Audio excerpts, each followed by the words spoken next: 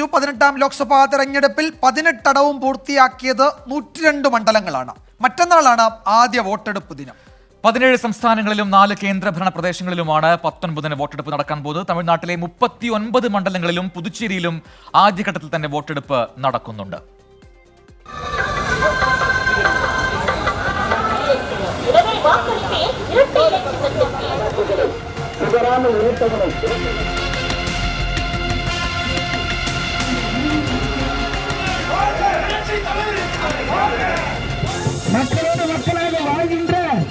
തമിഴ്നാട് തെരഞ്ഞെടുപ്പിൽ ഇത്തവണ 2 മുഖങ്ങളെയുള്ളൂ.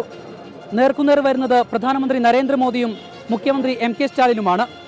ഈ മത്സരത്തിൽ എന്തു ഫലമുണ്ടായാലും മറുപടി പറയേണ്ടി വരിക പ്രധാനമന്ത്രിയും മുഖ്യമന്ത്രിയുമായിരിക്കും. ആദ്യഘട്ടത്തിൽ പ്രധാനം തമിഴ്നാട് തന്നെയാണ്. ഒറ്റഘട്ടത്തിൽ സംസ്ഥാനത്തെ മുഴുവൻ മണ്ഡലങ്ങളും പുതുച്ചേരിയും പോളിംഗ് ബൂത്തിലെത്തും.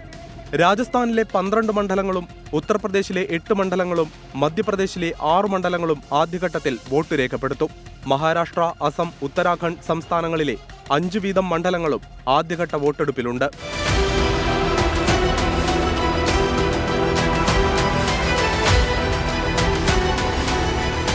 ഛത്രപതി ശിവാജിയുടെ മറാഠ വികാരത്തെക്കാൾ ശക്തമായ ചിലതുണ്ട് ഇത്തവണ മഹാരാഷ്ട്രയിൽ. അത് 2 രാഷ്ട്രീയ പരിവാരങ്ങളുടെ നിലനിൽപ്പിന്റെ പ്രശ്നമാണ്. NCPകളുടെയും ശിവസേനകളുടെയും നിലനിൽപ്പ് തീരുമാനിക്കുന്ന മത്സരമാണ് ഇത്തവണത്തേത്. ബീഹാറിലെ 4 മണ്ഡലങ്ങൾ, പശ്ചിമ ബംഗാളിലെ 3, അരുണാചൽ പ്രദേശ്, മണിപ്പൂർ, മേഘാലയ എന്നിവിടങ്ങളിലെ 2 വീതം മണ്ഡലങ്ങൾ, ഛത്തീസ്ഗഡ്, മിസോറാം, നാഗാലാൻഡ്, സിക്കിം, ത്രിപുര, ആൻഡമാൻ നിക്കോബാർ, ജമ്മു കശ്മീർ, ലക്ഷദ്വീപ്, പുതുച്ചേരി എന്നിവിടങ്ങളിലെ ഓരോ സീറ്റുകളിലുമാണ് 1ാം ഘട്ടത്തിൽ തെരഞ്ഞെടുപ്പ് നടക്കുക. തമിഴ്നാട്ടിൽ DMK നേതാക്കളായ കനിമൊഴി, ദയാനിധിമാരൻ, BJP നേതാക്കളായ തമിഴിസൈ സൗന്ദരരാജൻ, K അണ്ണാമലൈ, പൊൻ രാധാകൃഷ്ണൻ തുടങ്ങിയ പ്രമുഖർ മത്സരരംഗത്തുണ്ട്.